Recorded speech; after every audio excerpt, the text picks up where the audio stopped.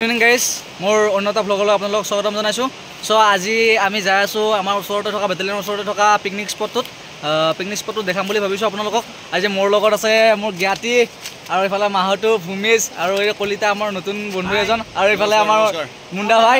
চ' আমি একেলগে গোটেইকেইজন যাই আছোঁ নদীৰ পাৰে পাৰে। চাই থাকিব ভিডিঅ'টো।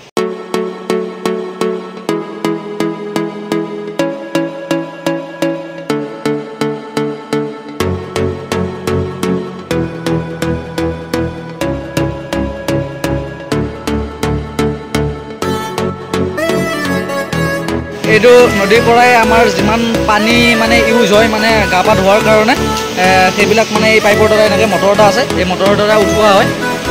এইটো মটৰৰ দ্বাৰা একদম ওপৰলৈ পানীটো ঠেলি দিয়ে।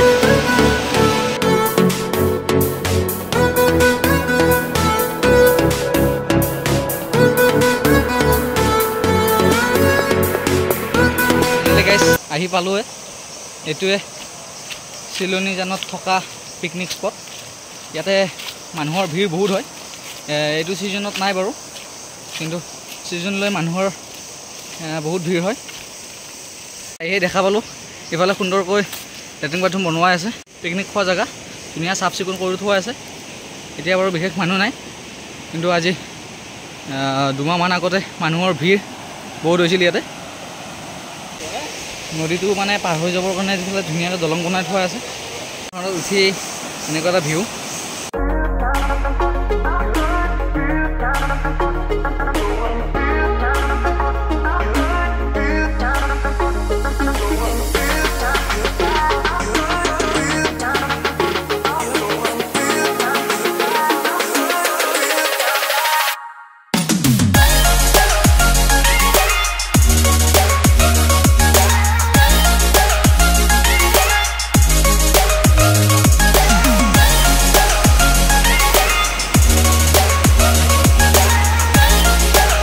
খানা খাবৰ বাবে ঘৰ বনাই থোৱা আছে। বহা ইফালে বহিব পৰা ধুনীয়া সুবিধা বনাই থৈ দিছে। ধুনীয়া প্লেচ হয়, আপোনালোকে আহি গম পাব।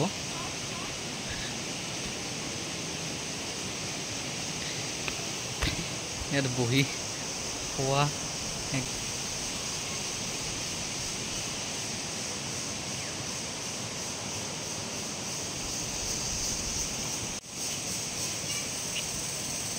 এইবিলাক সৰু ল'ৰা ছোৱালী খেলিবৰ বাবে বনাই থৈ দিছে।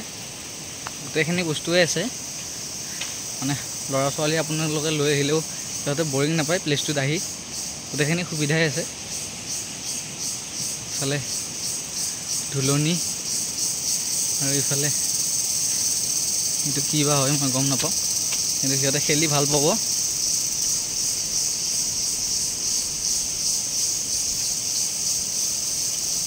ইফালেও আছে এইবিলাক। গেছ এবাৰ উঠি যাওঁ মই। মজা একদম সৰু কালিলৈ মনত পৰি গৈছে একদম।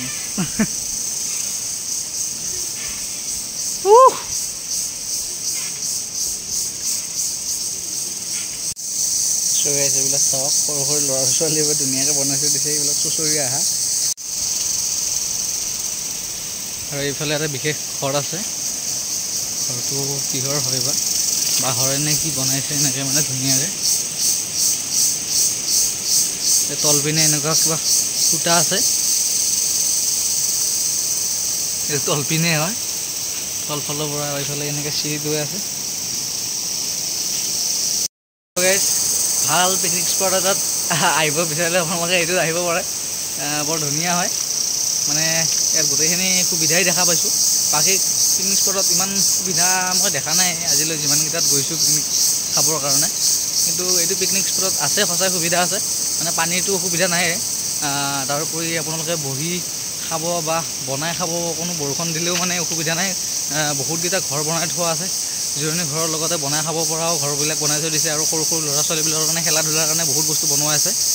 তাৰপিছত সিহঁতেও বৰিং নাপায় আহিলে। আপোনালোকে ফেমিলি লৈ আহিবৰ কাৰণে ধুনীয়া পিকনিক প্লেচ হয় এইটো, কাৰ্বি আংলঙত থকা চিলনী।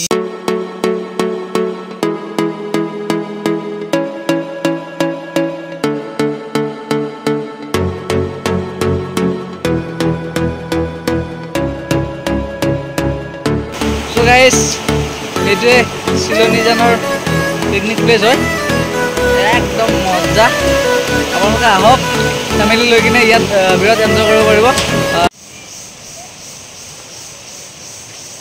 প্ৰাকৃতিক সৌন্দৰ্যতা উপভোগ কৰক বলক প্ৰাকৃতিক সৌন্দৰ্যতা অলপ উপভোগ কৰি লওঁ আৰু আপোনালোকে কৰক হয় সঁচাকৈ প্ৰাকৃতিক সৌন্দৰ্য উপভোগ কৰিবলগীয়া মনোমোহা দৃশ্য হয় আৰু এইবিলাক ঠাইত আহিলে সঁচাই মনটো বহুত ধুনীয়া হয়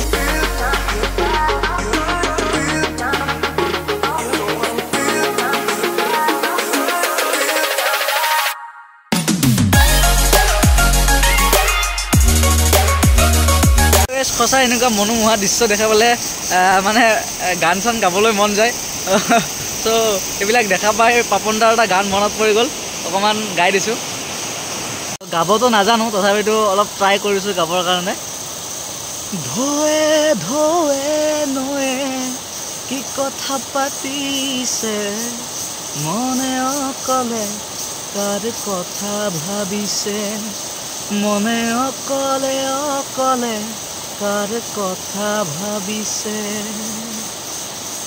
চ' আমি নদীটো পাৰ হৈ আহিলোঁ এই মানুহে এইটো ফালৰ পৰা আহে মানে এইবিলাক গাড়ী চাড়ী ৰাখিবৰ কাৰণে ধুনীয়া জেগা আছে বাছ চাছ লৈ আহিব পাৰে আপোনালোকে কোনো কথা নাই ইয়াত ৰখাৰ মানে অসুবিধা নাই গোটেই ধুনীয়াকৈ বনাই থোৱা আছে পাৰ্কিং প্লেচটো লিখা আছে ভিজিট এগেইন মানে আমিতো ওলোৱা গেট হয় আমি মানে পিছফালৰ পৰা সোমাই দিলোঁ আমাৰ বেটেলিয়নৰ পিছফালে আছে যি গতিকে চ' এনেকৈ গেটটো দেখাই আছোঁ আপোনালোকক চাই থাকক এইবিলাক ধুনীয়া বাগিচা মেইনটেইন কৰিছে অঁ এইবিলাক ধুনীয়াকৈ বাগিচাবিলাক মেইনটেইন কৰিছে একদম ফুলনি একদম মনোমোহা দৃশ্য হয় আপোনালোকে আহিলে গম পাব আপোনালোকক এণ্ট্ৰি গেটটো দেখাই দিছোঁ